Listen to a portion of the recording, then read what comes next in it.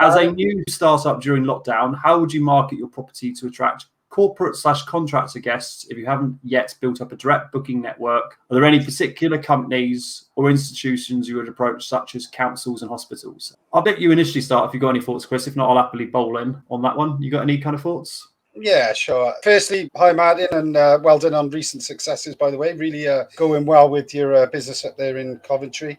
So I think we've been down this route before, Ben. I think during the first lockdown, we relied heavily on the OTAs, but it's kind of a little bit of a nuance that Martin said there. He's going through full lockdowns without having been able to build up that direct booking base that we kind of had in place at the time. But we kind of went through a similar kind of process. So yeah, we did we've run around all the hospitals, key worker elements, not just your normal hospitals as well, but your private clinics, which still need to operate.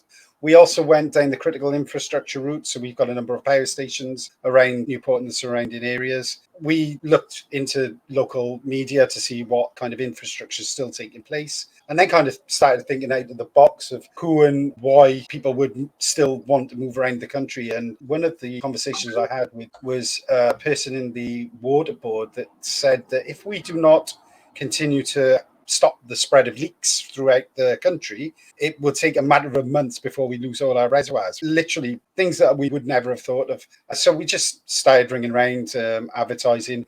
We went down the Gumtree route. We went down the Facebook marketplace route. We went down the open rent route. We went down every single route that we possibly could. And one or two of these things paid off. Some of these things pipelined for the future.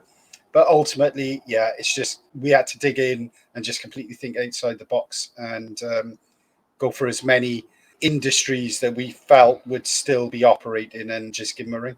Your thoughts, Ben? Yeah.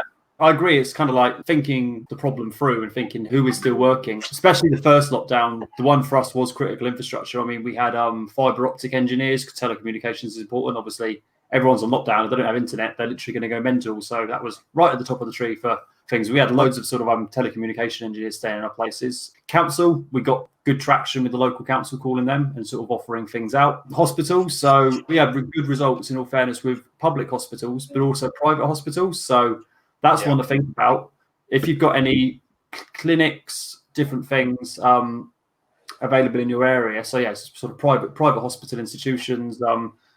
We've got some actually quite good ongoing relationships with some of these places now that will kind of, some of them were pre-COVID and a lot of them will probably last past COVID now. It's going to help build up our sort of direct booking line.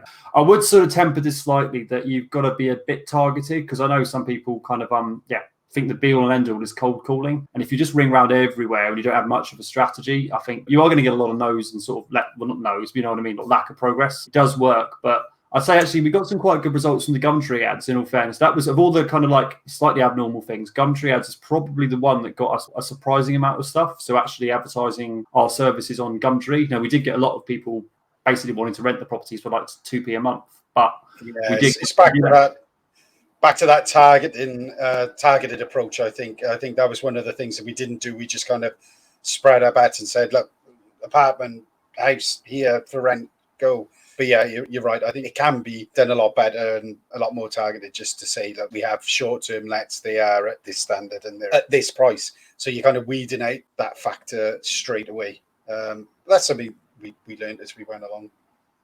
Yeah, I mean, I would say it's got complete hands up in the air here. I know some people have had some success doing Facebook ads to try and generate more demand. And also kind of another chap kind of mentioned also kind of like doing email campaigns to local businesses. Both of these things we haven't actually done in essence because we probably haven't figured out a way to do it in a targeted manner and like kind of is the juice worth the squeeze versus doing other things. But I would throw them out there as options. But equally, I'll be honest and profess that we haven't done it. So wouldn't be able to comment further. But I'm aware that other people have had some success with it. So just something to consider. I hope that answers your question, Martin. And yeah, thanks very much for jumping on and asking that.